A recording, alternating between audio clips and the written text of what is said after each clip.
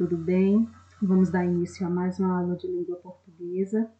Vamos fazer a nossa correção da atividade da página 77, as questões de 1 a 6. O assunto que nós estudamos foram as histórias em quadrinhos, HQs. Então, eu espero que vocês tenham compreendido. Só para relembrar um pouco, né? Nós temos esse gênero tão bacana, tão diversificado, que traz assim uma sequência de informações através de quadrinhos, de forma bem humorística, com traços bem marcantes, com situações às vezes engraçadas, outras que trazem uma crítica.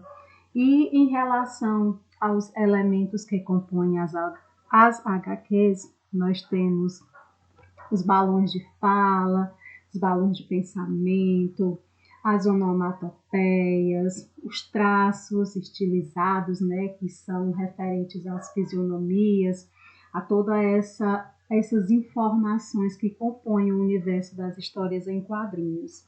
Então, foi visto muitas informações e agora nós vamos para a nossa correção de hoje, está bem? A primeira questão pediu para que vocês aí levantassem uma hipótese. A hipótese estava relacionada ao boxe, que tinha como informação uma pergunta para norteá-los no início da leitura da história em quadrinhos de Bennett. A pergunta foi a seguinte: a hipótese levantada no boxe, o que vem a seguir, confirma-se após a leitura da HQ de Bennett? Então, assim, é uma resposta pessoal. Qual foi a pergunta que foi feita, professor? Foi essa. O trecho a seguir é parte de uma coletânea de HQs que homenageia o quadrinista brasileiro Maurício de Souza. Você conhece as personagens desta página? Porque elas estão diferentes? Então, o que vocês conseguiram responder antes da nossa leitura, da explicação da HQ de Bennett, ela se confirmou? Vocês fizeram predições, teceram informações acerca do que iria acontecer, baseado apenas no visual.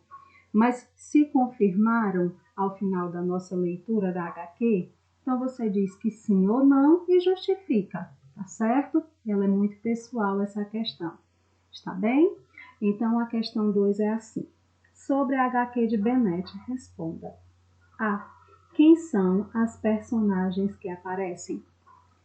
No item A nós temos as personagens, né? Cebolinha, Cascão, Mônica, Penadinho, Horácio e Chico Bento. Caso vocês não tenham copiado todos os nomes das personagens, agora vocês fazem a devida correção, está bem? Item B. Como as personagens se sentiram sobre a sua nova aparência? Por quê? Elas se sentiram mal, pois a consideraram tosca. Não gostaram, né, meus queridos, da aparência que foi dada a elas.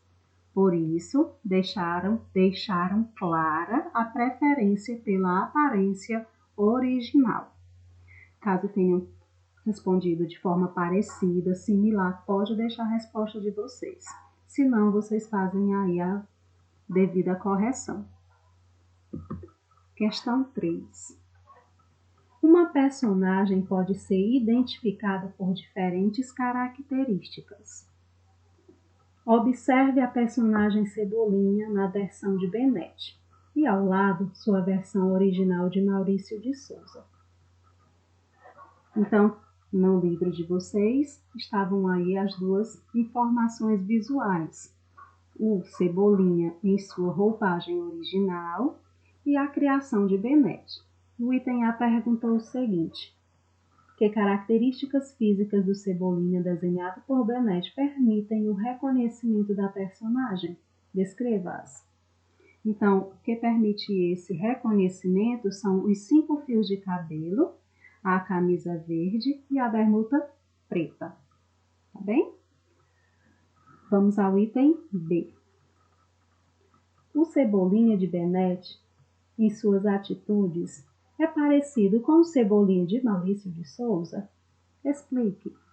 Sim, ambos são parecidos, pois troca o R, né, a letrinha R pelo L, é amigo de Cascão e acha divertido o fato de a Mônica estar naquela situação também. E a rivalidade entre Cebolinha e Mônica é um dos elementos mais conhecidos das histórias da Turma da Mônica. É verdade. Já é algo que é marca registrada, né? Essas duas personagens, essa rivalidade. Questão 4. A questão 4 pedi para que vocês observassem o Cebolinha da HQ, ou seja, o Cebolinha criado por Bennett. Então, a seguinte pergunta do item A. Quais partes do corpo concentram a representação das emoções de Cebolinha? Qual seria essa parte em que vocês conseguiram identificar que ele representava as emoções? Então, seria o rosto e os braços. A forma, né? Como ele ia movimentando os braços e o rosto também. Item B. Que diferentes emoções Cebolinha expressa nas imagens acima? Quais seriam essas emoções? Vocês podem ter colocado até outras, mas vejamos se estão similares a essas opções, tá bem? Raiva, tristeza ou frustração e decepção. Questão 5.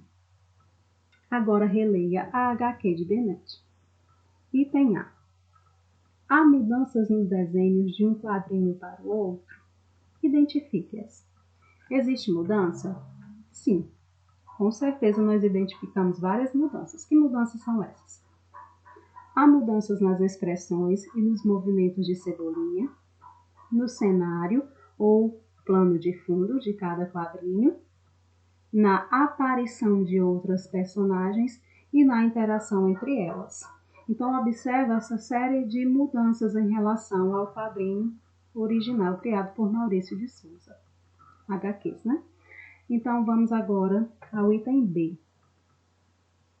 Porque cada quadro apresenta uma cena diferente da outra. As cenas são diferentes para indicar a progressão da história. É sim, nós temos essa sequência de quadrinhos, exatamente para indicar essa progressão, esses acontecimentos em que vão se desenvolver durante a história. Está bem?